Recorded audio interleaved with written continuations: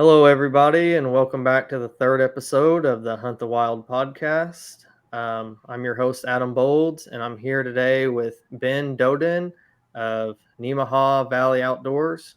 How you doing, Ben? I'm doing pretty good tonight. How are you? I'm not too bad, man. Thanks. So could you tell me a little bit about yourself, kind of how you got involved in the outdoors, how you started Nemaha Valley Outdoors, and kind of what your thoughts were behind that and how you got going? Yeah. So getting involved in the outdoors, I've been in the woods and out fishing and everything since before I could remember, probably before I could even walk. So that's kind of where it all started. And growing up, I always watched a lot of the Outdoors channel. Mm-hmm. Watching the Outdoors channel, I always thought, man, that'd be really cool just to do. And so that was kind of just like a back burner dream, like, oh, that'd be cool to start one day. Yeah. And it wasn't until last deer season, 2020, I had taken my fiance out into the woods with me. And, I really pushed her. I said, we got to get out there. We're going to see a lot of deer. And, we kind of drug our feet getting out there. But when we did, that was the first time I'd ever actually had a hunt semi-recorded at all. Yeah. She ended up getting the kill shot on the buck. I never did get a score off of him, but by the time we were done tracking and everything, got him hung up for the night, she goes, well, that was pretty cool, huh? Have you ever had anyone record that for you? No, not really. But it'd be kind of cool to keep doing. Said, well, why don't you? Like the worst that's going to happen is you're going to start it and it doesn't work out. And then you can at least say that you tried, Right. So that's kind of where it started. And I fiddled around with a couple of different names. My original name that I wanted was Coon Creek Outdoors, because that was the creek that had originally ran through my old family farm. Okay. Called Coon Creek, and of course someone else had that. Yep. Then there was The first name you always seemed like you want to pick, everybody's always oh yeah, it's got. kind of So like the frisbee. You always wanted to be the guy that invented the frisbee. right. And so then the next option was like BD Outdoors, and that had a lot of really, really inappropriate spinoffs. So I decided against that. And Nemaha Valley was actually my first school that I went to as a Okay. kid. The main river or creek, it's more of a creek, that ran through the county was actually called Nemaha, and the whole town was kind of set in a valley. I think that's why they ended up calling that. So the school since closed down, and I don't think they have any ties to the name. So I took it. It's a good name, man. It's catchy. I like it. Oh, I can't thanks. say I appreciate I've that. heard that name anywhere else before, so definitely Better something that'll not catch send people's a lot of attention. Google searching. Yeah. So how did it when you talk about filming and stuff, were you filming on a phone, or did you start like most of us do with like a handy cam, or you just like grabbed it that day and you're like, we're gonna film? How's that kind of look? It was her phone. She's gone to the deer stand a couple times with me, but you know, she doesn't like the cold, so she doesn't get to see Yeah. the deer activity of mid-November. And so she was just doing everything off of her phone, and I got a little bit of an arsenal built up now for filming. I got Hmm. a little bit of a camera that a friend of mine has lent me, and then I got a GoPro, and then I also have my phone. So it's a start. I definitely want to upgrade, but Are it's you shooting like a DSLR? Are you shooting like a regular video camera? I think it's just a regular video camera. Yeah. It I doesn't don't like have extra lenses and all that stuff. Just flip it know. on and yeah. Right, you flip it on and go. Yeah, sometimes that's, all you need to something to flip on, and like you said, even just something is better than nothing. And Right. I've since I started self-filming too, I've noticed that it's not always content for YouTube or whatever, but it's just being able to look back and see what went wrong or what went right, or your shot placement, or it's Oh just yeah. good to have a reference to look back on and be like, man, I wish I would have done that different, or Oh, man, I no know I doubt. made a good shot, or Yeah. yeah. Well, and that's just what happened to me last season. When she recorded that, we went back and we looked at it because we got down and I mean, we just found droplets. It was not the blood trail I was expecting. I thought I drilled the deer. Well, going back at the video, the buck had actually dropped Mm, really hard right when I let go of the string. And so I ended up hitting him high and back. mm-hmm. So with that knowledge, it was like, all right, so we're not going to be finding just the perfect highway of a blood trail, you know. So that aspect of it was really, really cool. I really did. And I enjoyed that. And it was very beneficial, you know, in the long run.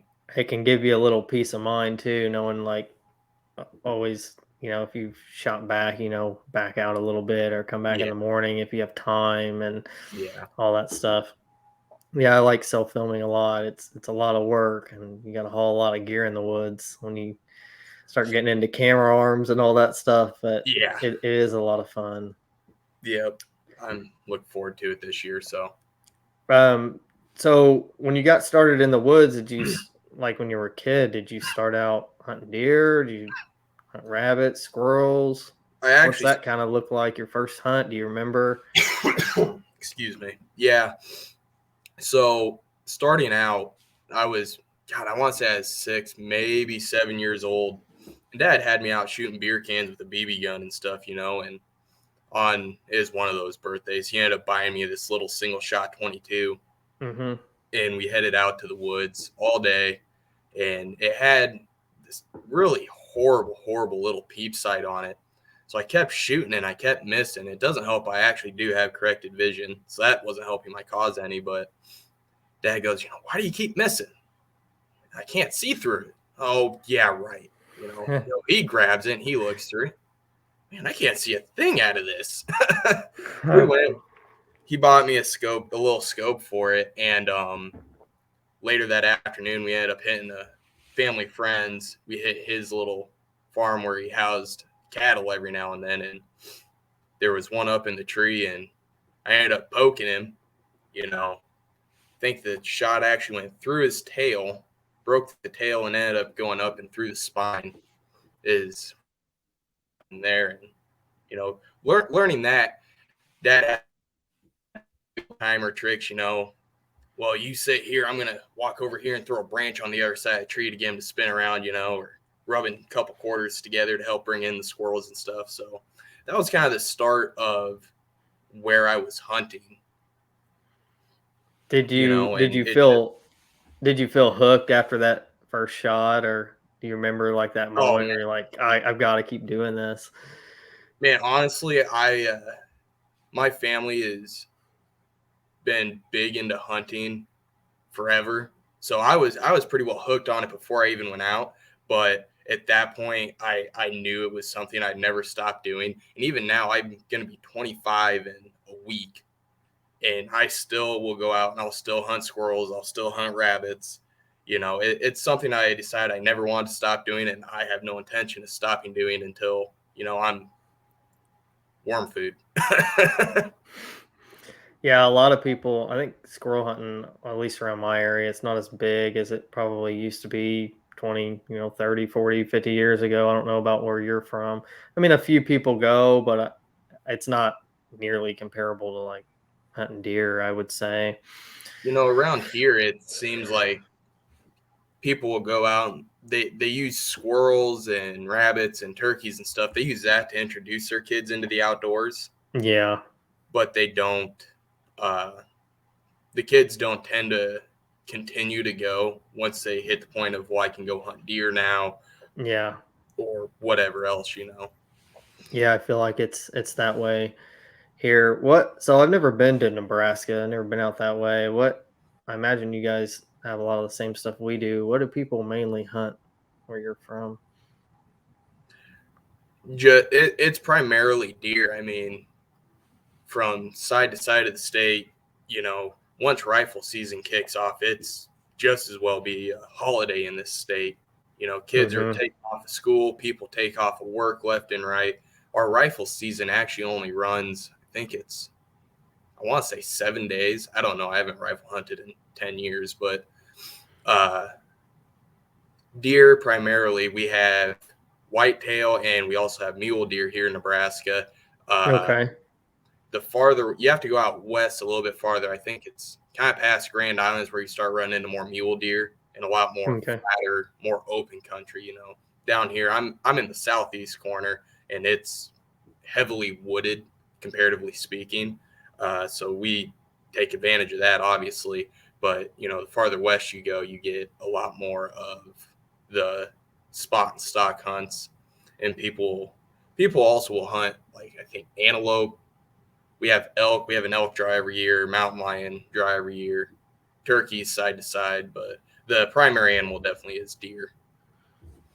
What's just for our listeners, if people haven't been out there, what's kind of like the land out there look like where you're from? There's a lot of ag fields, private property, public property, kind of broke up, Well, open.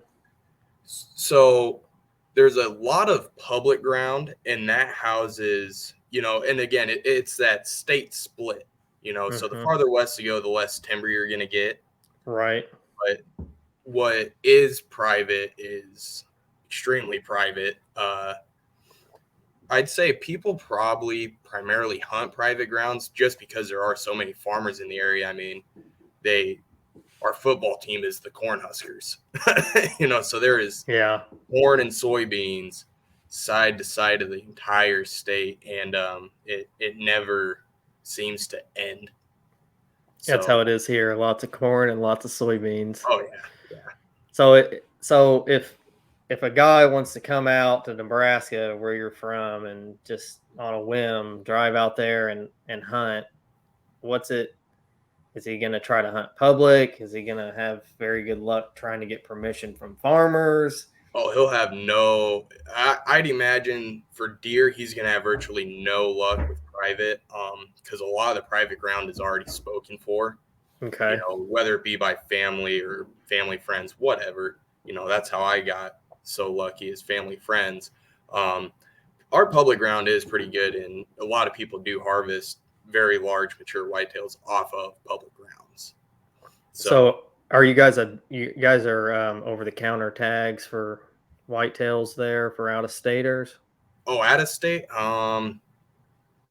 yeah, yeah, I believe so. Okay. Um, you For whitetails and mule, you shouldn't have to like apply for a lottery draw or anything like that. But I think as far as like the elk would go, yeah, because even Nebraskans have to apply for the draw. So I would imagine out-of-staters would as well. Do you have any idea, like, you probably don't if you're a resident, but what an out of state tag there costs, do you? Uh, it's not cheap. I was actually looking at going and hunting down in like Missouri and Kansas and Iowa, and all Hmm. those tags were, right around the 200 mark, if not more. So I think Nebraska would probably be right around that mark. Okay. Yeah, I just kind of try to give whoever's listening the kind of the lowdown on each state I talk to somebody from, because you never know, a guy might want to go there, and it's good to have information from an Oh, actual absolutely. resident, not everything you Absolutely. read on online and everything. So, Oh man, I don't know how many like lease properties you guys have where you're at, but like here, I go through some of the lease pictures, and I know the land, growing up in the area I did. And some of those uh, lease pictures, they they're not what the land is anymore, because farmers will lease it out, but then they tear out trees to get a couple extra rows of crop and everything else. So you gotta be careful with those pictures. So it definitely is good to get a residential perspective on that. so most of your when you talk about like private ground and everything, most of that's not like the guy down the road's been letting Bob or so and so hunt for a while. It's mostly like leases, not friends and stuff. They're real big into making Lease making the dollar off of it. Leases seem to be becoming more and more popular, which Hmm. honestly that kind of kills me, because that's where you're gonna get a lot of the out of state guys in. You're gonna burn some bridges with your local guys when you have leases, I believe. I mean, it's obviously all business, but Yeah. you know it's it's not, how do I want to put it? There's nothing wrong with lease property until you're a resident trying to find somewhere to Yeah. hunt. Yeah, it makes it really hard if you want to introduce, like some people want to take their kids, and I think they worry about, public ground's good and everything. I hunt public. There's nothing wrong with it. You can kill nice deer and you can squirrel hunt and do pretty much anything on public, but I think people worry about the danger aspect. Like when they want to introduce their kids and they take them on Oh, public, yeah. they have to worry about if somebody's going to shoot them walking through the woods. So yeah, it does make it hard for people like that too. And the farmer down the road that used to let people hunt, and try to control his deer population and stuff just shuts Hmm. it down and leases it out to guys. But on the other hand, I understand they got to make money, and so Yeah. yeah, it's kind of like that around here too. You can get some permissions, but you're gonna work for it. You're gonna knock on a lot of doors or send a lot of letters, and Yeah. so And then still end up paying for it somehow, probably. yeah, yeah. Usually with some type of work, which is fine. They're letting you hunt, and Oh, yeah. they, should get some kind of payment for it. So you hunt mostly private then, right? Yeah, I hunt all private. I think I've been on the public land once, and that was for coyotes because no one else was out there at the time. But otherwise, I've hunted pretty well. The same section, I think I got it back in 2000, and I got permission to be back there in 2014, I think it was. Um, Old family friend of my dad's, they were childhood best friends, so he kind of gave me an out when our family farm got sold. And then I got plenty of friends that are farmers too and have plenty of land that no one is hunting, that they said, well, if you lose your spot, you're more than welcome out here, you know. So I hunt a lot of private. What's your setup kind of look like? How big's the farm, the area you're hunting? Is it timber and ag or It's mostly a ag? it's a lot more ag. I have two little patches of trees on 80 acres, Okay. but those two little patches of trees and the agriculture sits between uh, creek bed, and then also bedding is on where I hunt. I got the bedding right in the middle, and then before that is food plots and CRP. So I'm just right in the middle, perfect for all the deer to move back and forth, which works out just great for me. I mean, everyone else is kind of up a creek, but Are you the main guy that hunts it, or I'm the only is guy that hunts it. oh, you're the only guy. Man, you Only lucked guy. out then. Yeah, I think his brother goes back into the CRP, off to the east of me. I think he goes back there and bird hunts every now and then, but we haven't had hardly any pheasants out here for years. The coyote population boomed and the pheasant population went down. Do you mainly just hunt the ag, I guess, that they plant, or do you do food plots, or I I don't don't do know a if you lot of. Go ahead. I'm sorry. You guys, I don't think you're a bait state either. I was going to ask you if you bait either. We The law in Nebraska is that if you're going to use a mineral or like a salt lick or something, it has to be off the spot 2 weeks prior, all the way off. You got to dig it up, dig dirt. If you got to dig a hole, you got to dig a hole. It cannot be there anymore.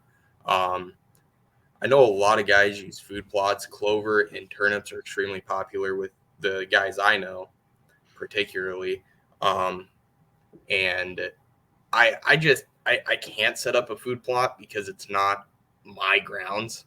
Right. I've always wanted to, but that's just not in the cards for me. I am very fortunate that the guy across the fence has food plots and does not hunt anymore, Hmm. and it was perennial clover, so that's just going to keep coming back until it decides it doesn't want to. You ever thought about trying to slip over there, get permission? I've thought about it, but when it comes to getting permissions for different properties, you don't. Well, I don't, at least. I don't want to burn my bridge with where I'm at and roll those dice because Mm-hmm. if you roll the dice and say you get a new chunk for like 2 years, well, great, you got that new chunk for a couple years, but now the guy that you were hunting from, well, oh yeah, no one's back there, Billy. You go on back there now. Well, now you just lost the spot that you worked really hard to, Yeah. build up a herd, build up management, and So I just don't want to roll those dice. I'll wait until he tells me I can't go back there anymore, and then I'll go pull my stands and my cameras and everything. But I'm not giving it up anytime soon. Yeah, you're always afraid if you don't keep showing up, or I've had it happen to me in the past where I'd hunted an area, let's see, probably 10 years or so, and Mm-hmm. the farmer's daughter got married, and he had a new son-in-law who liked Oh to no. gun hunt one weekend out of the year, and it wasn't a very big property, but it was kind of like I'd learned it. I'd spent all the time there, hung all the stands, kind of knew what was going on, and then like that, it's just like ripped away from you. So Yeah, yeah, it's hard when you don't and own it. you're allowed to be upset, but yeah, you're At the allowed to be same upset time, I about was it, but you're thankful not that I allowed could to hunt it. really complain too much.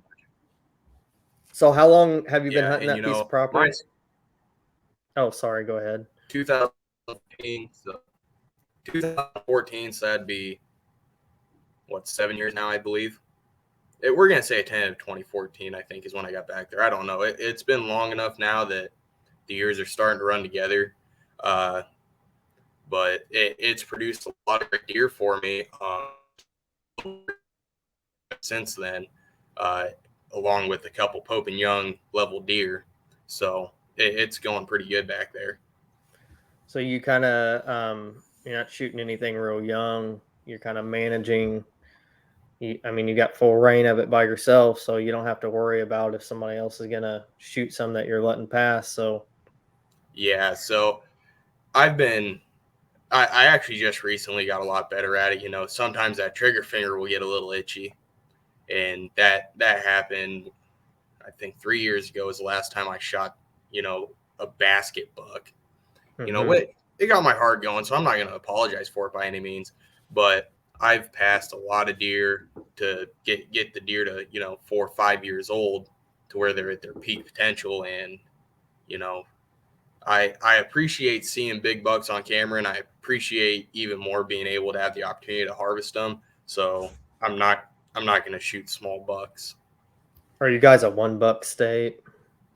Not for archery. Archery, you can buy as many tags as you want, but obviously archery is a little bit more difficult. As far as rifle would go, those tags sell out extremely quickly. Excuse me. Rifle tags, they are gone, months before season.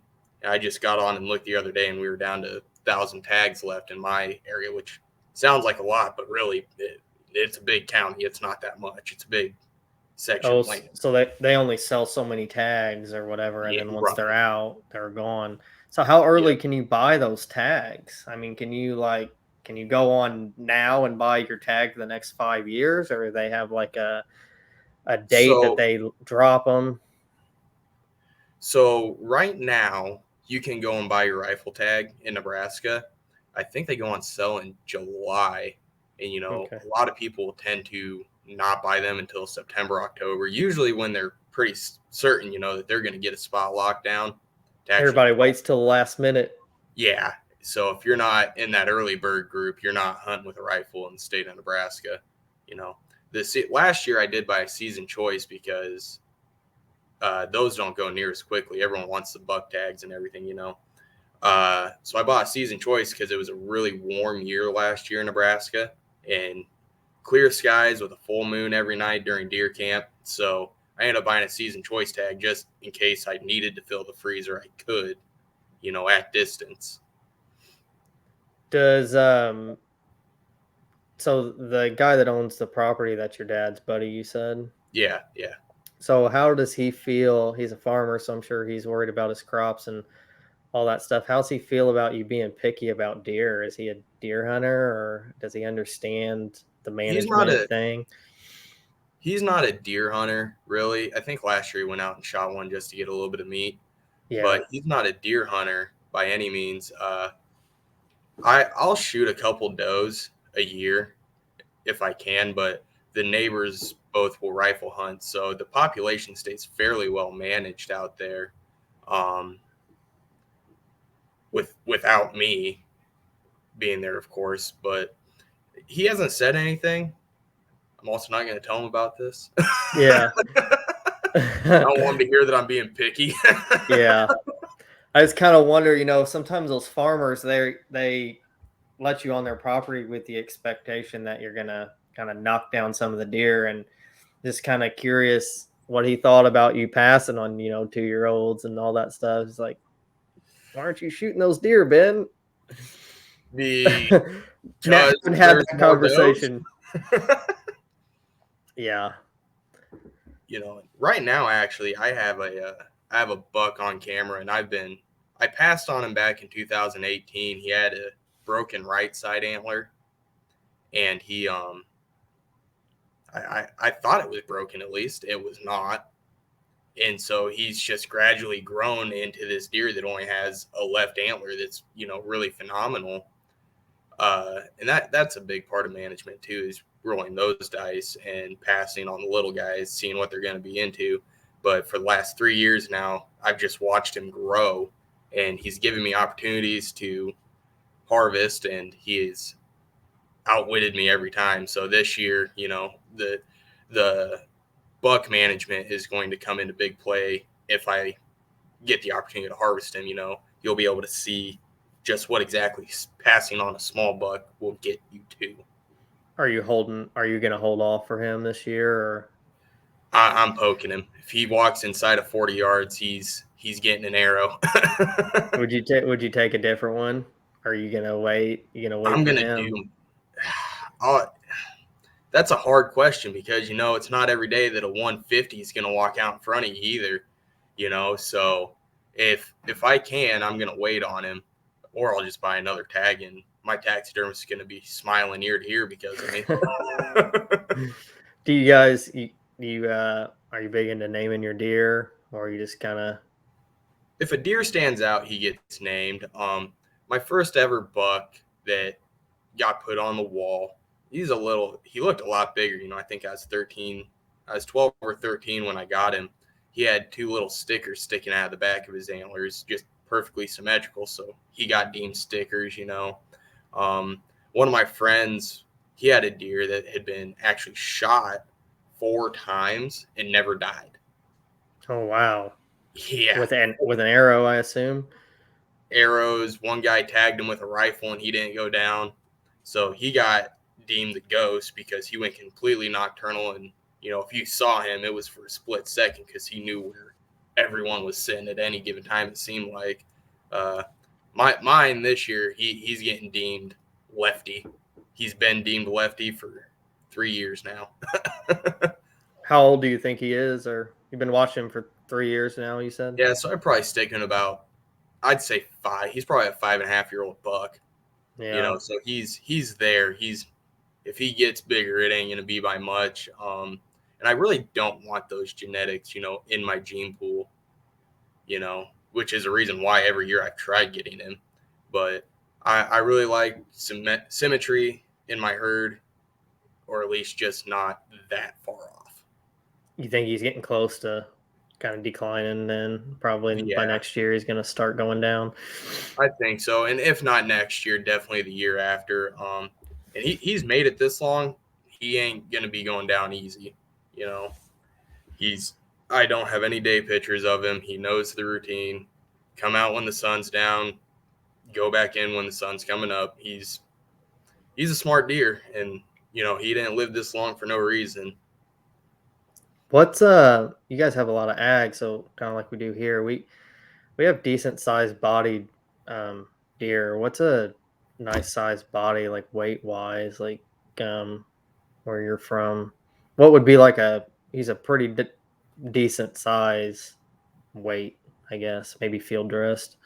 I'd say field. Well, I don't really know because I don't weigh my deer. I don't know anyone that does weigh their deer. You know, Really? yeah. So I would say probably field dressed average deer shots probably in the 150 range. Yeah. That's You know? that's pretty similar to here, I would say. Yeah.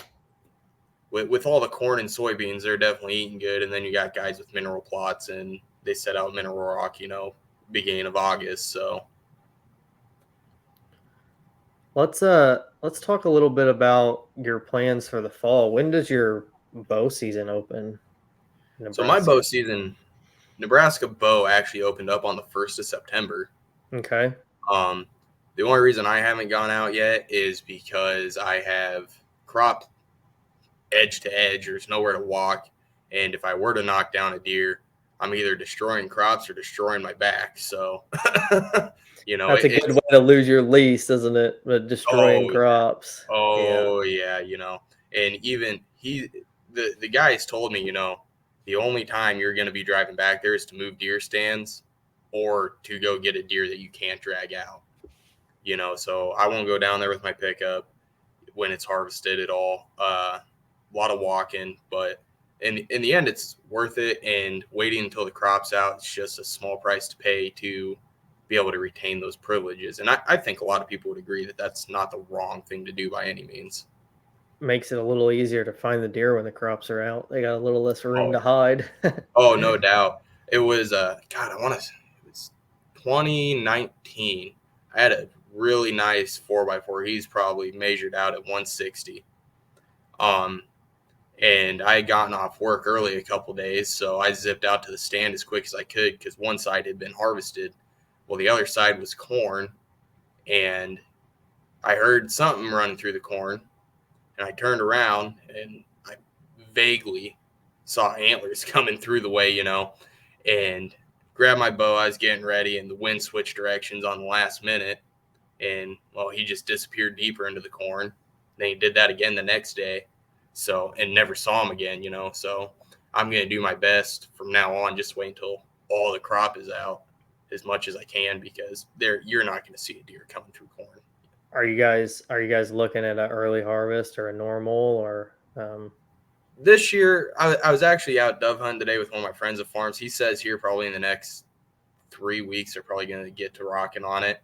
So we're looking. I think that's pretty early, I'd say, but yeah, first week I'm of not a farmer. October, so Yeah, yeah. Do you try to stay in contact with the farmer? Does he you kind of find out the day he's going to be harvesting? Do you like to hunt that day? I know some guys when they're pulling corn and stuff out want to be in the stand. I love when he's out harvesting corn, but I'm not gonna. I don't want to feel like I'm pestering him. Hey, Yeah. when you getting harvested? It's the same reason you don't call your taxidermist up and ask where your deer is. You Yeah, don't they want to push you push to the it. back of the line. Yeah, exactly. And last year, he actually didn't get his beans out until the very end of deer camp, which is, the second, I think we do it the second week of November, the week before rifle season. He didn't get his beans out till then. So it Wow. was, it was almost a battle to not go back there because I knew, you know, if I knock one down, that's going to take out some beans, and he's not going to like that. Corn you can salvage. They're probably not going to take down too many corn stalks with them, but you get a buck running through and good sized deer, he lands in some beans. That's pretty big. It's pretty big Hmm. pile of beans that just got destroyed. So And by the time you drag them out or get a deer cart or a four-wheeler in there, it's definitely even worse. noticeable. Yeah. Yeah. So if you're anything like me, you're probably itching to get out in the woods. How come you don't try to get permission on another farm? You said you knew a couple guys maybe to try to hunt these earlier months before they get stuff out, or you think you'll be in the same situation as far as not destroying their crops too?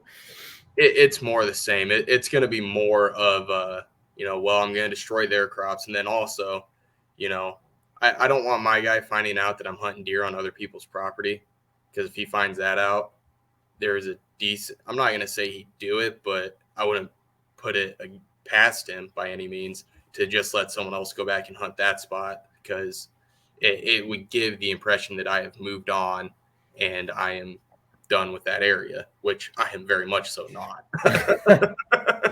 Yeah, better to just play it safe then. Yep. I'll play the waiting game, and there's an old saying out there that the longer you wait, the sweeter it is. So I try to remember that like right now, I could be out in the deer stand tomorrow morning, but it's not worth pushing it. What's the weather there like right now? It's let's Hot. see, it's September 6th when we're recording this. It's hot. What's the temperature like? 90 degrees? Is it cool at night? Cool in the mornings? It's starting to cool off a bit, but during the day you're looking anywhere from 85 to 95 on any given day. Nebraska is extremely up and down with its weather. The last few mornings we've been looking in the mid 60s, and it cools off pretty quickly at night anymore too. So we're getting close. We're definitely getting close to having good deer hunting weather. Do you ever think about chasing deer on public why the crops are up? Or you still don't want that guy to know you're hunting other places, or you I still kind don't of want avoid public, or I still don't want them to know I'm hunting other people's ground for one, and two. I I don't need to go to public. There are guys out there who can't find a spot to hunt, and they could have that buck patterned out, and people take their kids out there to go dove hunting or squirrel hunting or whatever it may be. I don't need to be up in a deer stand. I can be patient enough to wait for crops to come out, as hard as it is, so that way other people can have the opportunity to enjoy what I enjoy. that's a good thing dove season's around this time of year then, so you can kind of scratch your itch doing that. Yeah, it definitely helped out a lot. We had a lot of fun. I think we didn't limit out by any means, but we ended up tagging, I think, 2 dozen doves. So it was enough that we were able to throw them on the grill tonight and have a good meal between three of us and still have some left over. So What's what do you guys hunt doves over where you're at? Do you guys plant fields for them, or we don't plant fields for them. There's enough ditchweed okay? that they like hanging out in. So we'll go hang out in the ditchweed, or if there's like a water break in a field, we'll go down, we'll sit in that over a cornfield or a bean field or whatever it may be, and we'll just go down there on like 5-gallon buckets. This was actually my first year of trying dove hunting. I'd seen a bunch of stuff on TikTok about it. Well, I got a shotgun and I got shotgun shells, so I just will give it a shot to, kind of fill that void, like you said. They're tricky to hit for sure. I love to dove hunt, but man, I'm not very good at hitting them. Yeah, I shot a lot more shells this weekend than I did get birds. That's for sure. I think I burned through 3 boxes of shells, and myself, I think I only tagged 8. I remember the first time I dove hunted, I told myself next time I come, I'm definitely bringing a pair of earplugs because when you go with two, three, four guys and you're all shooting, and some of us aren't very good shots, your ears start ringing pretty fast. Oh, they definitely can. And that was kind of what happened with us. But we communicate a lot, and none of us can hear worth a damn since we've all been shooting since we were kids without ear protection. You're a kid, you got your dads or grandpas with you. They don't always think about hearing protection because they never had it. So you kind of grow up and you start losing your hearing pretty quickly. So, can you kind of lay out for us what your farm that you're hunting looks like? Kind of your stand locations. I don't know if you've got multiple stands. Can you just kind of paint the picture, kind of what your plans are going in this fall? Are you using cell cams? Or are you using like the regular old school ones with the SD cards? Are you trying to mostly stay out of there until the first hunt? What's kind of like that your game plan, I guess, for killing that deer? Right. So I don't have any cell cams. Part of that, I was listening to another podcast, and they had said for a deer to classify under Boone and Crockett, you Mm, cannot use cell cams. And yep. I'm not big on taking my deer in anyway to get professionally scored and get my little piece of paper. But if I get a Boone and Crockett with a bow and arrow, I think that'd be pretty cool. So I kind of want to leave myself that advantage. Also, I'm an extremely budget hunter, so I got two $25 cameras out. Just running SD cards. I guess as far as the lay of the land, that I can't really describe. It's kind of hard to describe just because it's not really anything special. There's no outstanding characteristics. Pretty standard farm in Nebraska. coming in off the road on the west side, you got agriculture, and you get about 200 yards in, you got a patch of cedars with a Okay. couple cottonwoods and stuff going through. And then a little bit farther past, you have another field drive that leads into another patch of trees. And then on it'd be the southwest side would be either soybeans or corn, and then opposite side would be still soybeans or corn, opposite flip flopped. Going in there, it's really tentative. I try and stick to the property edge as much as I can, just because that's not where their trails run. I try and do my best not to walk on the trails, because you're losing before you even get started. If you're leaving scent directly where they're walking. So I guess as far as the game plan, it's just gonna have to be, once harvest is out, sneak in, tag him, sneak out. You just kind of going for the stay out of there for the most part. How Yeah. often do you check your cameras?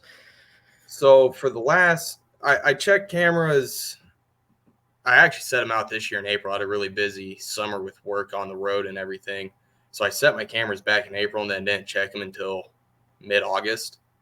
So lots of pictures of corn and grass, but and then I started checking them weekly, and then the deer quit showing up. So now I'm just going to back out. I'll probably check them one more time here in the next couple weeks. But other than that, I'm going to stay out of there till I can go into hunt. Sometimes I think, and I'm guilty of it too, we give ourselves away when we get excited. We get a deer on there, and then we want to check cameras every week, every 2 weeks, and it ends up, yeah, we see the deer a little bit, but it ends up biting us because they catch on. Oh, You're no coming in the doubt. same trail, they smell your scent, you go in after work without scent control, all that jazz. So I was Oh, kind of yeah. curious on if you were trying to stay stealthy and stay out of there, or if you were checking them every couple of weeks. Do you have multiple stands on your property, or you hunt one stand? Do you worry I, about wind? Do you not worry about wind?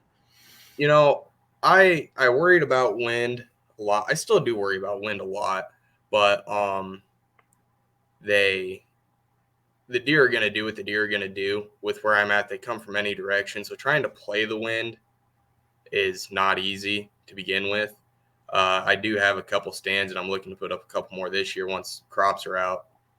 But playing the wind, I have a stand that's better for a north wind. I have a stand that's better for a south wind.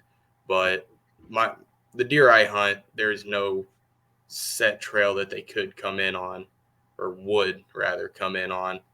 They're all over the place. So playing the wind is good for me, but on the same side of the coin, it becomes kind of irrelevant. Yeah.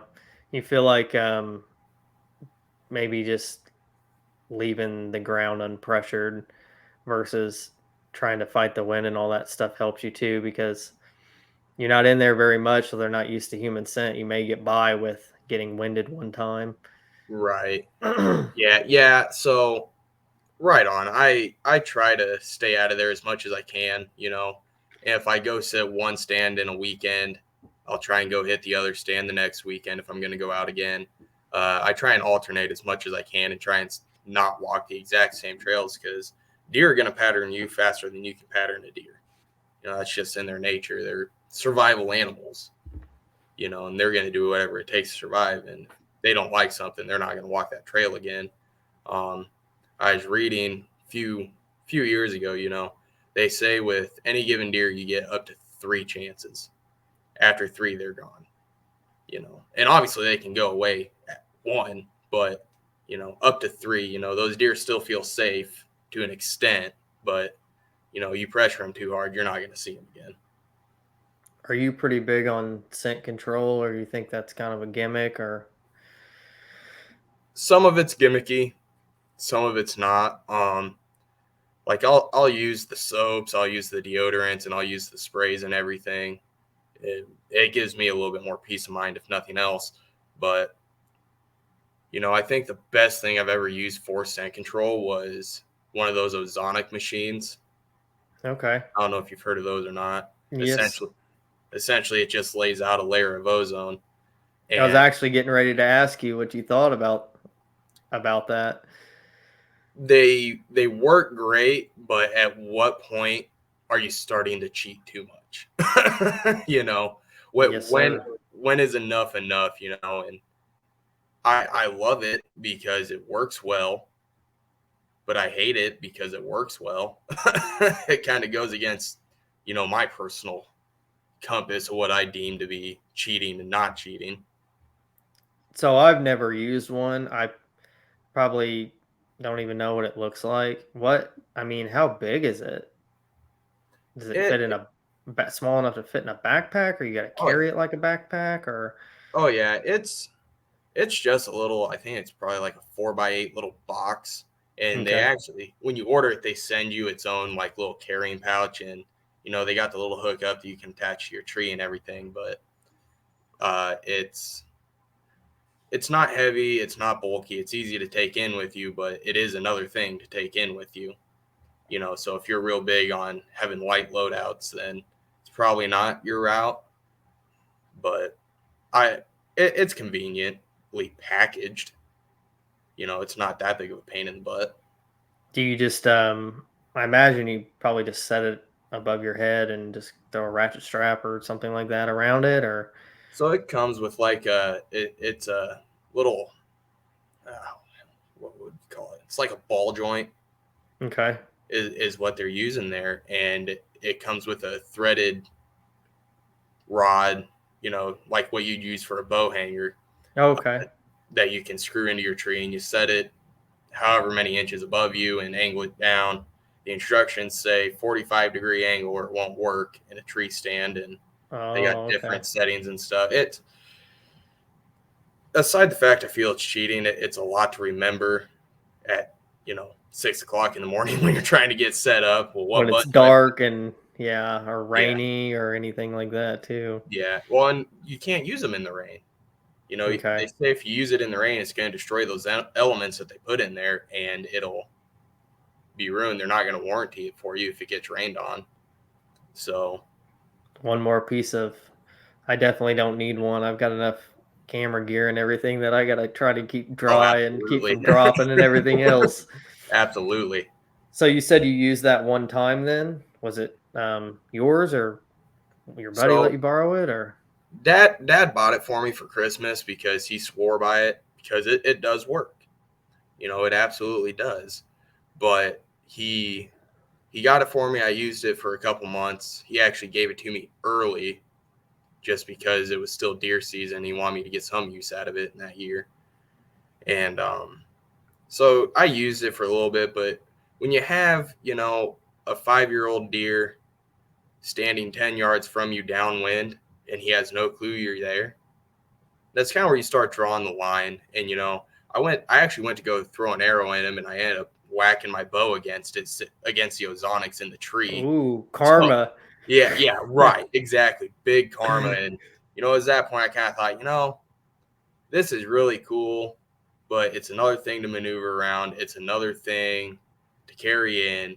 And if that deer can stand there, have no clue I'm there at all with this electronic device, that didn't quite sit right with me. So it's kind of gotten packaged up. If I get desperate enough that I need to, I might use it. But as an overall, I'm going to leave it in the bag just because of where I sit with it morally. Just kind of made it feel unnatural then, huh? Yeah, and gee, with as far as technologies come, with bow and arrows, bullets, everything, you know, it's already basically cheating. You know, I mean, I'm not going to go out there with a recurve. I'm not that dedicated to the concept, but it's it is cheating. I think to be able to have something that absolutely eliminates your scent. It takes part of the game out of it too. You go out there and you miss your pits or whatever with the spray bottle. Well, that's kind of on you. You go out there and there's a blanket of something to block your scent from going to that deer. That's not fair to the animal. I believe that's how I see it. I kind of feel like states maybe are moving back towards thinking that there's too much technology. I was it Colorado, and don't quote me on this, but I know there's a state that just outlawed using trail cameras. Um, you can't use trail cameras to scout anymore, I guess. because they felt like it was giving people too much of an edge. But I guess that's kind of like the same thing. Like probably when trail cameras first came out, old school guys or whatever probably used to think, God, that's cheating. And then we get used to using trail cameras and we grow up using trail cameras Right. and we kind of feel like, oh, it's not really a big deal. But then Ozonics comes out and people our age are like, well, it's kind of feel like it's cheating. So I don't Yeah. know. I think you're right. You It, know, it just depends on the moral compass of you and what kind of you want to get out of it. yeah, and moral compass might not be the right way to put that, but it's kind of circling back to that trail camera thing. The a big part of hunting is population control. Area can only hold so much, and Mother Nature is going to win the battle every time. So, if an area starts getting overpopulated, I think you'd want people scouting as much as they could. Try and get as many deer out as they could, unless their I numbers got really low. I don't know if it was their numbers that got low or what. I'm pretty sure it's Colorado, but I could be wrong. But yeah, they banned trail cameras, can't use them anymore. Oh man, So do you hunt out of hang-ons or you use ladder stands or saddles or? I I've been using ladder stands out on my property. I'm gonna throw a hang and stand up this year just because I I don't really want to go spend the money right now on more ladder stands because everything's going up in price so damn much. It's getting harder to justify going out and buying a ladder stand. So I found a old hanger in the shop that I'm gonna go throw up. So that's kind of where I primarily do. I tried hunting deer out of a blind a couple years ago, and I'm a pretty big guy, so being kind of close to that area, and I'd never really done it before. I missed out on a very mature whitetail because anything that could go wrong did go wrong. I went to pick up my bow, drug the arrow across the tent. I went to go pull the arrow back. The arrow fell out of the rest. It was just left and right, problem after problem. You know what? Maybe ground blinds aren't for me for deer hunting. It's always nice to be up elevated too because I feel like I can see a lot more. Oh yeah. I know they can maybe see you easier, but I don't know. I'm a stand guy myself. I like to hunt out of hang-ons. You ever have any issues getting busted in a ladder stand? Oh, left I and right. bow hunted for a while out of ladder stands on different properties and stuff, and I seemed like I was always getting busted out of them. Left and left and left and right, man. I mean, you're still elevated, and I don't get the 30-foot stands. I don't, Hmm. because at a certain point there's no need to be higher. you know, uh, I have been busted. It's usually something stupid. Boots clanging on the metal floor, whatever it may be. This year, once crops come out and it kind of cools off, I'm gonna go out. It's like those rubber playmate mats. I saw this Hmm. on YouTube. The guy went out and he zip tied that to the bottom of his ladder stand, and he said that it helped with keeping heat in your boots, which makes sense. And also, when you go to stand up, you're not gonna clang your boots. There's not gonna be mud falling all the way to the ground for the deer to hear. You know, um, ladder stand placement, you got to be really careful. You got to try and tuck yourself into trees, but sometimes you don't get that option, and people are just hanging way out there. So I ladder stands are easy to be busted in, a lot easier than what people say they are. You see it on the Outdoors channel all the time. They never get busted, so why would you? But Yeah, that's not how they it they works in the hold real world. they hold all the bad footage and they post the good stuff. Well, yeah. How else are they supposed to push their product?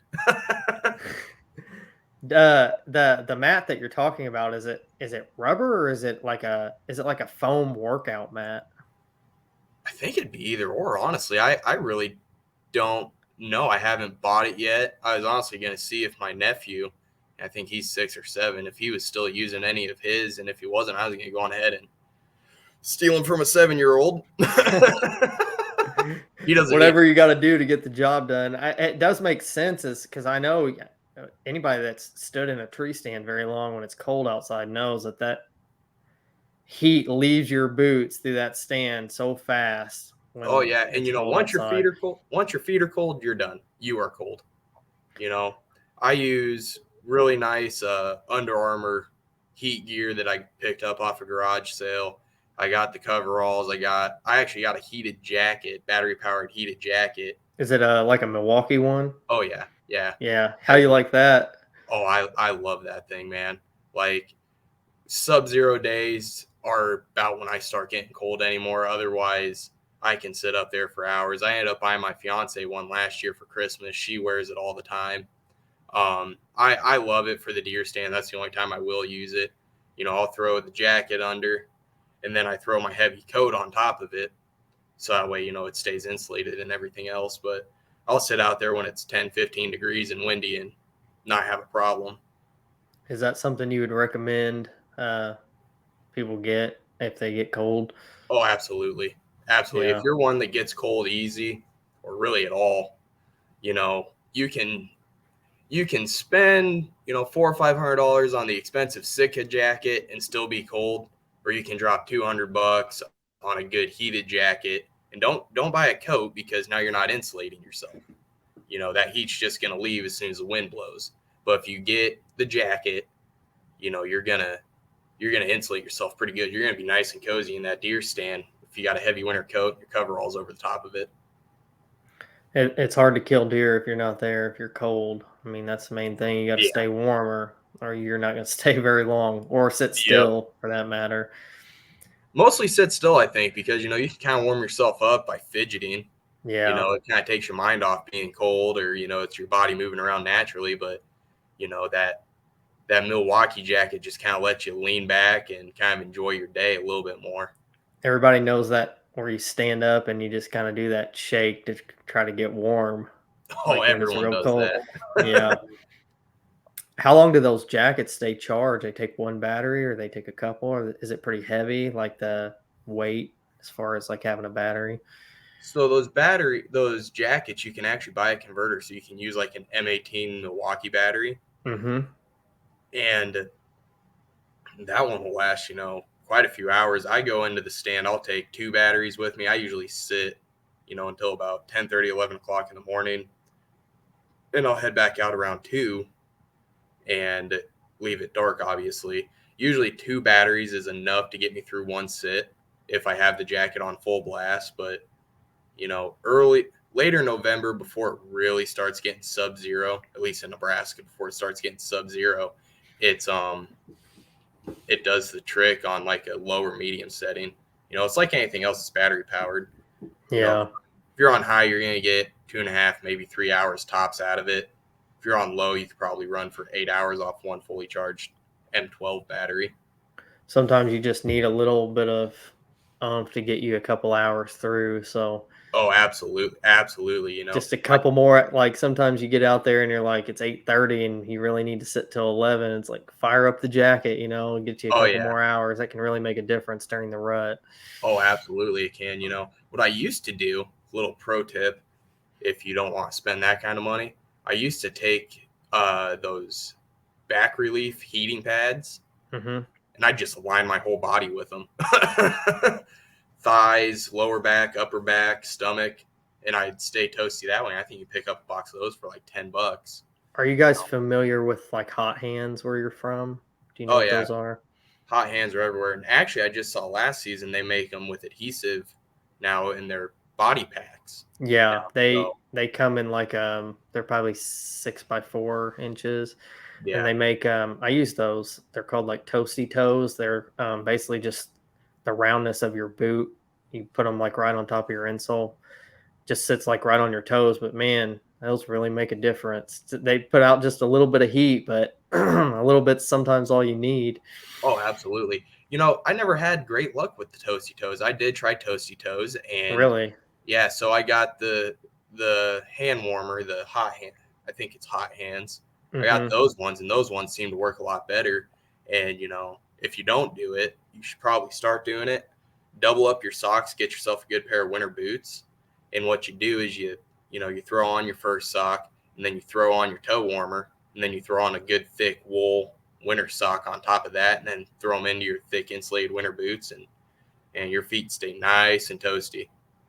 until they the start thing sweating. the Then you're thing done. the thing with the toasty toes is you want to put them on before you leave the house, but if you're not careful, you'll put them on and then your feet will sweat and then it ends up biting you because by the time you get to the stand, your legs and your I wear muck boots, so they're pretty tall or whatever, but your legs Mhm. and stuff will start to sweat and you're warm for a bit and then your toes get frozen. So I try Yeah. to sometimes maybe just take them with me and put them on when I get in the stand. But What I'll do is like in the mornings, I actually just won't turn the heater on in my truck all the way. mhm. I'll turn it halfway, at most, and I'll bundle myself up and I'll just roll out to the deer stand like that, unless my windshield's full of frost. So that way, I can still put my foot warmers in and not have my feet get all sweaty and gross. Did you mention to me something about I know you grew your TikTok pretty fast for Nemaha Valley Outdoors. Can we talk a little bit about how you did that? Yeah, no problem. So, Just for anybody that's wanting to kind of start their own maybe hunting page, maybe not to get famous, but maybe just to kind of document their journey or oh, I'm um by no means trying to get famous here. I want other people. I want to share my story. That's the main reason I'm doing it. If I get famous along the way, so be it. But so the way it started is I started an Instagram page, and that didn't grow much outside of friends who were already on Instagram. And so I thought, well, man, maybe if I get on Facebook, people will share stuff that'll bring in more, and it'll grow that way. So I did that, and as much as people say they're gonna support you in everything they do, in everything you do, when it comes right down to it, either your stuff's getting thrown by the wayside or they're just not clicking the share button. So it was actually back in like July, the beginning of July. I was out in Scottsbluff, Nebraska, working a of project and of this year, right? of this year, correct. Okay. I was working a project out there and I got off work and I just got bored. So I kind of did on a whim almost.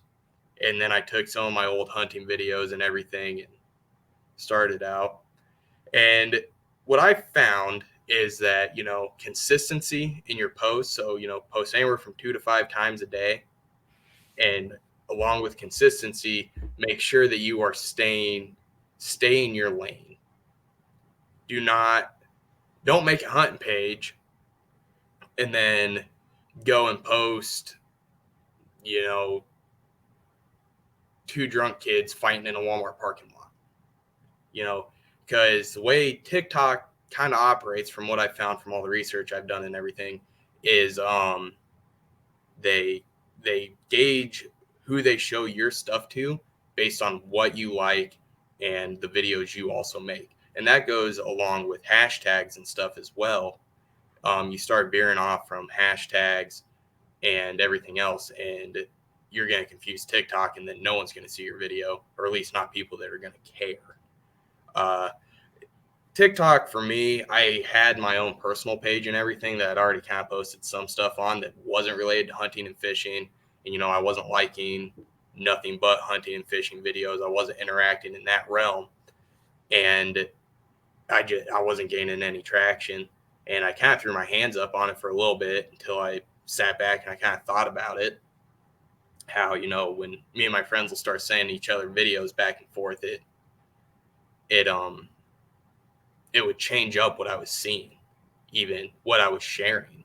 So I got bored and decided to try out a different page. And I went from probably all my social medias, that's YouTube, Facebook, Instagram, collectively maybe 300 followers, most of which were people that kind of, they were friends and family, Mm-hmm.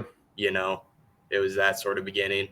It went from that to now I'm sitting at just under 2,000 followers, which might not be as quick as, some people, but for me, that was just outstanding, you Yeah, know? that's pretty good reach, and the organic reach on TikTok is ridiculous. Like Oh, it's through the you, roof. you can literally like on Instagram, people pretty much you have to share your stuff and like say, "Hey, check out my page," or like just be famous or something. I don't know. But TikTok, you can literally post one video, wake up the next morning, and thousands of people could have seen it. Oh yeah, and that's kind of been the thing with Nemaha Valley Outdoors on TikTok. I go to bed at night and I'll go to sleep with 4 or 5 notifications. I wake up with 100 or however many it may be, and the phone doesn't stop receiving notifications all day. It got to the point I had to turn the notifications off just for Uh-huh. that organic reach. Technology in the internet has come so far that if you want to be seen, you want to share your story, your content, you want to get famous, whatever, TikTok right now is almost the absolute way I feel to do it just because of that organic reach. And it's free. That's the best It's thing about it. oh yeah, Facebook will charge you $5 to, oh well, we'll boost your stuff and show it to this many people.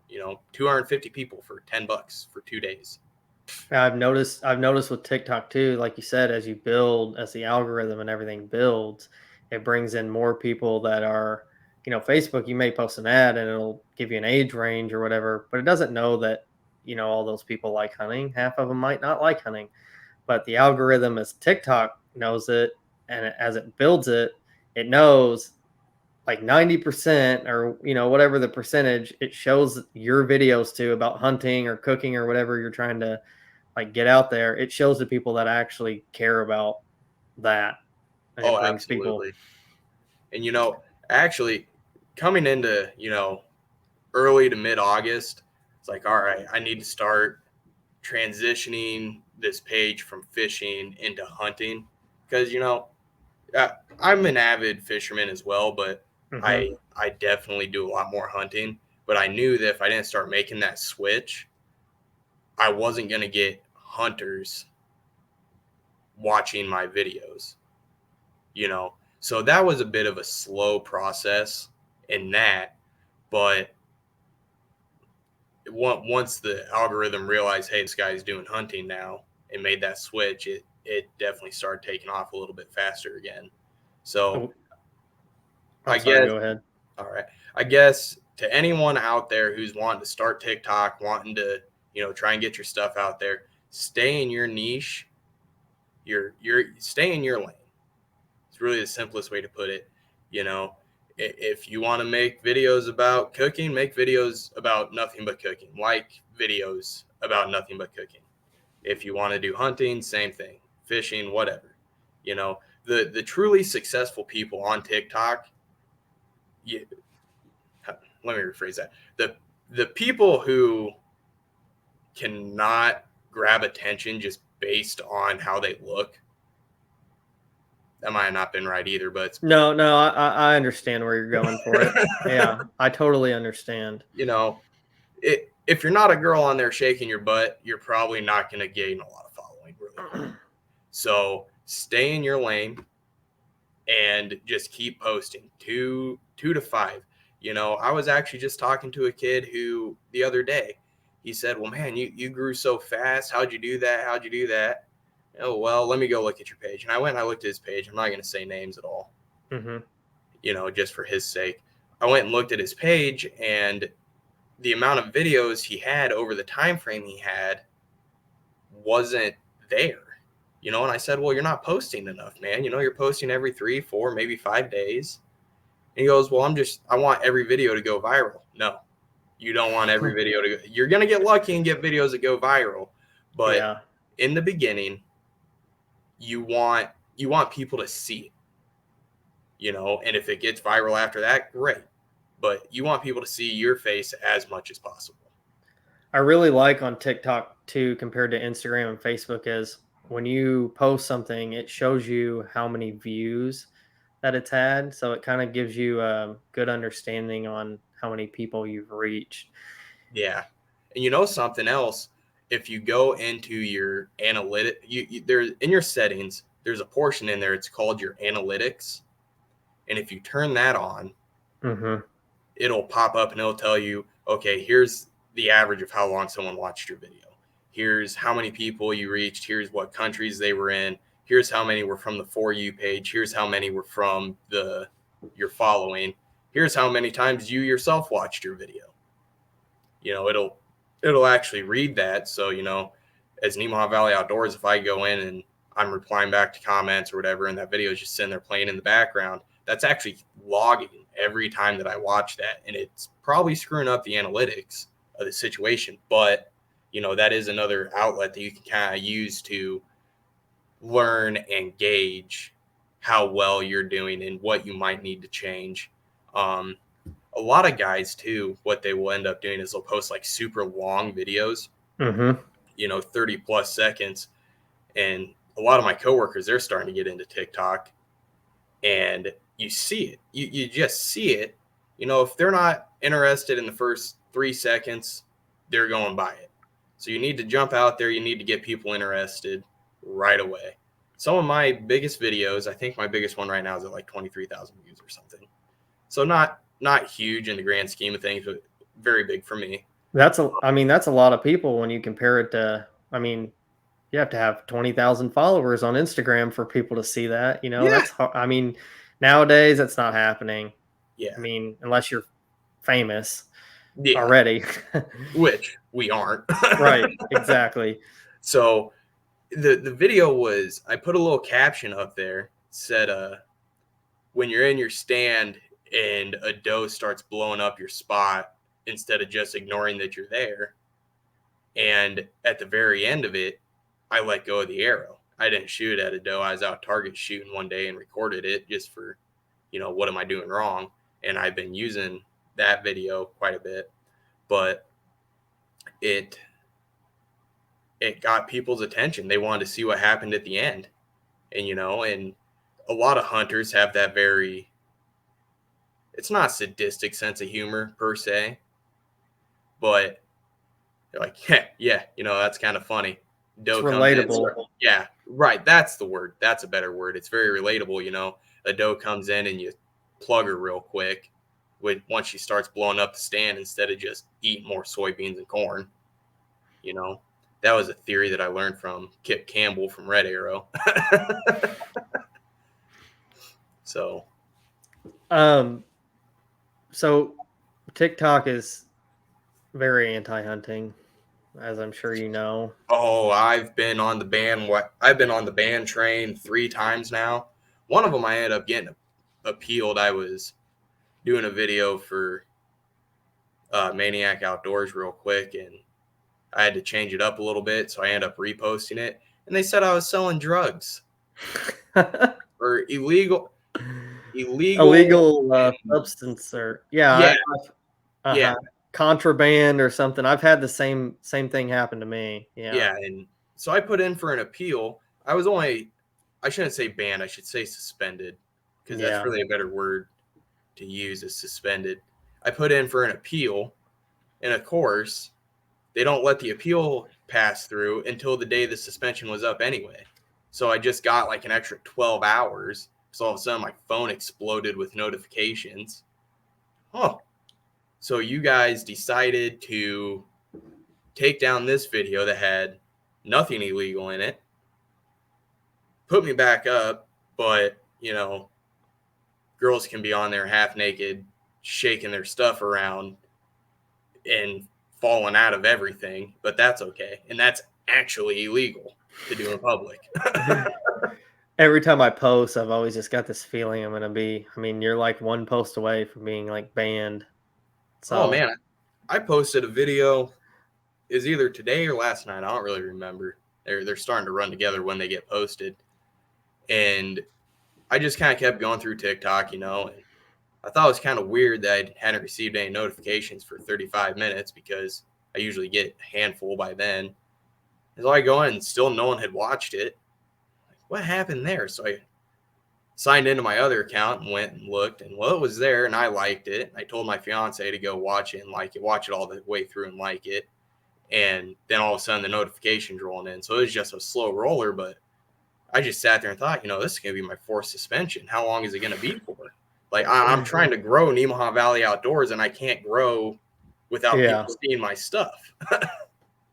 Do you I kind of try to funnel my content. Like, I'll use TikTok to get people to see my podcast or see my YouTube, because I just got this feeling that someday I'm going to lose, you know, like my audience, because they just decided to close up my account one day because I don't I mean, I've had videos taken down that I wasn't even shooting a deer. I was in a stand. I remember I was in a stand, and I was taking a video in the rain, and I caught a glimpse of my bow sitting on a bow hanger, and they took it down for however they word it, but for a weapon, more or less. Hmm. So yeah, it's like constantly in the back of my mind. I'm like, well, is there anything bad they're gonna want to take me out? So I've started paying more attention to that because, in 2 months being on the suspension 3 separate times, probably not good. That's probably not putting me in good graces with them. Not that I don't overly care. yeah, Honestly, I really don't, because there's going to be another one somewhere down the line. It's yep, just going to hold up my process a lot right now. I do tell my followers, whether or not they listen or not, probably not. I do have. I they're hear only you. they're only here for the funny videos, which is fine. As long as I can make them smile once. I do have a link tree on that account that'll take you to my Facebook and my Instagram and my YouTube. YouTube's pretty dry. And honestly, with the amount of reactions I had gotten from Facebook and Instagram, that's pretty dry too. But, with deer season rolling up, everything's going to start picking up again. So I'm hoping by then, you know, all my pages start growing more. Yeah, so definitely, if you guys are whoever's listening, if you want to start your own kind of outdoor page just to document or share your story, you need to be on TikTok for sure. I mean, organic reach. If you want to connect with other hunters, I mean, that's how me and Ben met, and two of the other guys actually I've had on the podcast. That's how we met. So um, don't overlook it. Don't just think it's people doing dances, because there are different niches out there for anything you're interested in. It's out there. I used to make fun of guys that did TikToks, and now I don't want to make fun of myself, but it's really hard not to. Yeah. I mean, even within the past, I mean, I've been running my Instagram page and my Facebook page since 2018, but even within the last year that I've had TikTok, it seems like it's changed. I mean, just different. You can tell that there's more people like our age. Before it was just like, maybe middle school, young high school kids, but there's more adults on there, and there's more content that's relatable to adults on there. I think in the next couple years or something, there's gonna be a lot more people, just like there is on Facebook and Instagram. Instagram, to me, it's pretty much it's dying. It's in the process. Oh, I don't think you're far off there. Instagram, well, even Instagram and Facebook both, they're pulling what like TikTok is doing and what Snapchat does with the stories and everything. Hmm. Everything is trying to keep up, and I definitely agree. I think Instagram's on its way out, but hopefully TikTok can keep rolling, for at least a few more years. But it it's giving me Vine vibes. You remember Vine? Oh yeah. Yeah, Uh-huh. that was dead in what, 2 years? Yep, it was. It came fast and it was gone fast. Yeah, but as far as like an older generation getting in there, it's definitely happening. It really is, and it happens with all social medias. The older generation, they talk bad on it and everything, and now my friends' parents, they don't text me or call me anymore to see what's going on. They send me a Snapchat. That's the primary way I communicate with my future father-in-law is Snapchat. You Wow. know, You would have never thought that, probably, no, 5 years ago. never. Well, and my mom, she won't text me or call me anymore. My mom will only send me Snapchat messages. I'm pretty sure it's to make sure I'm not ignoring her, but can't turn that notification off. Definitely, if you wanna grow a page, guys, you need to be on TikTok. Have you had any like big brands or anybody reach out to you? Had any success with like that kind of stuff? So I did in the last 2 months, starting TikTok and everything. I I got in with a company called Maniac Outdoors. Okay. That was the first one. And what they do is they make mineral supplements for your mineral sites. They do food plots primarily, and that stuff it works great. I mean, it's it's extremely healthy for the deer. It's very good for their digestive tract, their overall health, their antler growth, everything, you know. And the evidence is in the pictures and in the footage of it, with them. The other one is Jinx 'em Outdoors, or not Jinx 'em Outdoors, Jinx 'em Scents, excuse me. And what they are is 100% pure deer urine. Okay. And you go to Walmart and you buy the stuff off the shelf. How pure and organic is that really? How much synthetic is in that urine? Most of it's ammonia, synthetic ammonia. Yeah, right, exactly.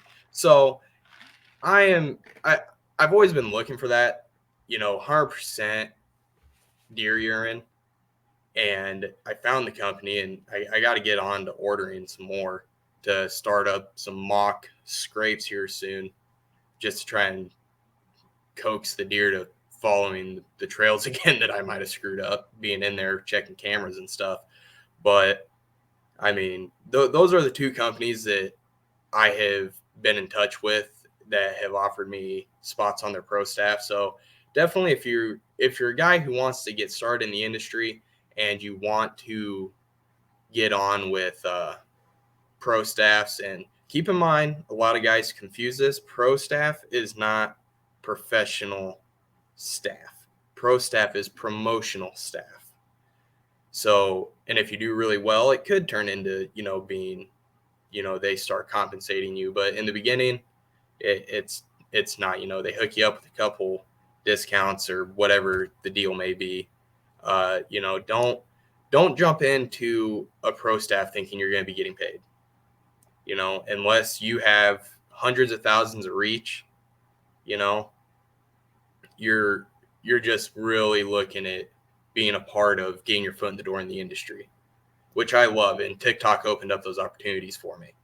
I'm So, glad I'm glad you touched on that because a lot of people I think they think, oh, I've got a I'm pro staff now or whatever. oh hell, That's I thought that until 6 weeks ago, because I was starting to want to get into the pro staff thing. I was like, I enjoy this a lot. Why not try? And I started doing research on them and stuff. Not the individual companies, but the right. just the concept of being pro staff. And there's a lot more work in it than what people want to believe. And the first major step is actually realizing that you are not a professional staff. you are a promotional staff. I mean, It is a good way to build relationships though and get your yes, it foot in the is. door. It is. And if you do well for those companies long term, they'll take care of you. I feel like everyone I've ever came across has been involved in hunting and fishing and anything that really has to do with the outdoors. As a general overall, your higher ups, the people that you want to be dealing with, are extremely grounded and down to earth people. They're going to be guys just like you and me. Well, they at least used to be extremely like you and me. They might have gotten a bit of a head in the long run, but then Yeah. overall, they're very down to earth people. Just you just gotta get that reach out there to contact them. So I see you're wearing you're repping a hat there. Oh yeah, Maybe not everybody is and watching a on shirt. YouTube, but are those do you have those available or is that just something that you had made up for yourself? So I'm gonna be honest. I work in technology, but I'm not good with technology. Okay. I don't know how to set up a website to sell them. Okay. How to really go about it. Uh, Basically, right now it's you message me if you want a hat or a shirt or something. You Venmo me, and I'll put in an order. And the more people that buy, the better the price is going to be. Right now, the people who have Nemaha Valley Outdoors stuff is myself and a handful of friends. And I in the beginning, and this is another thing for people wanting to become content creators. Don't try and sell stuff too early. Really don't, because when you start trying to sell stuff, people don't care anymore. until they know you, they trust you, they enjoy you more, they don't care.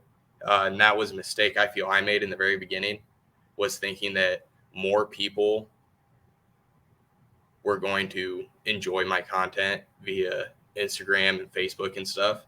So I had hats made up, I had some shirts made up and stuff, and the people at the bottom were my extremely closer friends.